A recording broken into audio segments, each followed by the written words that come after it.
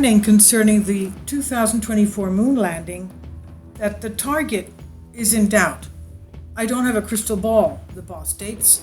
We know that there are various companies that want to land. It's Elon Musk, it's also Bezos, and other countries, of course, not just NASA, that have the moon mission. It's another space race. But NASA's mission to the moon was scheduled for 2024. It's now in serious doubt after the bosses at the agency downplayed the target of 2024. NASA made no secret of its desire to return humans by 2024. A series of setbacks, though, have put the mission in doubt. Last week, U.S. Congress revealed NASA would not get the budget that the space agency needed for the increase of the 2020 annual budget of $22.63 billion for the year 2020-21 financial year.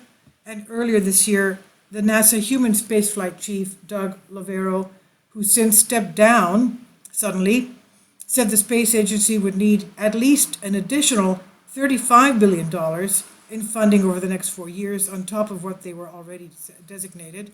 And according to NASA, they've been designated $682 million for its Human Landing System, HLS, mission, something NASA officials described as a first step in the funding, hoping it will receive more in the future.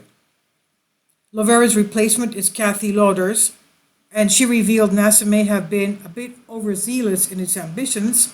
Speaking to reporters on a teleconference call, Lauders said in answer to questions over whether NASA would be able to achieve its goals, "I don't have a crystal ball," she said. "I wish I knew that answer. That would make my job a lot easier. We're going to try. It's very important to have an aggressive goal. We have an aggressive goal in Commercial Crew, and I think that aggressive goal ensured that we're able to accomplish things as quickly as we could. But I also think what's important," she says, "is when you come across technical challenges, you're focused on making sure you're achieving your aggressive goal in the right manner. What technical challenges, I have no idea." Lauders also revealed that the coronavirus pandemic has played a major role in setting NASA's plans back. She says, "It's tough to work during this period of time, but we have a strong team.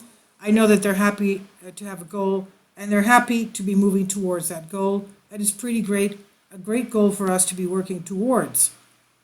Now we know that Apollo 11 moon landing timeline, July 16, Apollo 11 launched from Cape Kennedy on July 16, 1969. July 18, Armstrong and Aldrin donned their spacesuits to check on their Eagle land lunar module. July 19th, the first lunar module inserted maneuver occurred over Apollo 11 had flown behind the moon. And July 20th, NASA's Eagle lunar module undocked from the main spacecraft before landing on the moon's Sea of Tranquility. About 6 hours after the landing, Neil Armstrong emerged and stepped onto the lunar surface for the first time. Buzz Aldrin then followed behind him some 20 minutes later.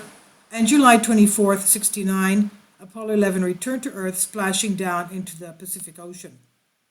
Now, if things come up along the way, where technically it takes us longer, then we'll go to figure it out. But right now, the team's trying. It's enough, she said. This is what Lauder said. Now, the first astronaut to make it, as we said, would be tasked with helping to create a moon colony and laboratory, which would act as a stepping point towards the Mars missions. The base would be used as a checkpoint between Earth and Mars, while also allowing astronauts to study the moon in close detail. That we're talking about the human colony on the moon base. Now, NASA has been hoping to get the first ever humans on Mars in 2030s, but this would be nigh on impossible if they were not able to complete the moon mission first. We also know that the Russians claim that they will be going to the south pole of the moon. They would be establishing a colony there, but the colony would be robots. Anyway, this is on Sean Martin Express UK. Please leave your comments. Thank you for your support.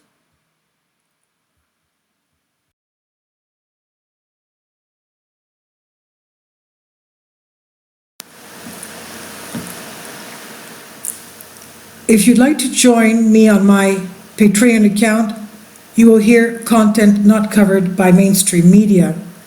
These riveting stories will be based on my research, and I will state my opinions and give my personal insight on diverse and controversial subjects and world events not covered by mainstream media, and not certainly on not supported by YouTube guidelines. So whatever I have on my Patreon, most of those will not be on my YouTube channel. Please consider becoming a member today.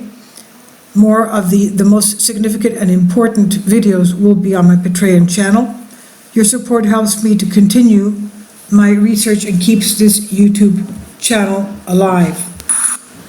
And we depend on your support, your generous charity, because we help economically challenged families here in Athens, Greece, in Kapota, and we also help the young generation with university tuition and the community around our church. Thank you.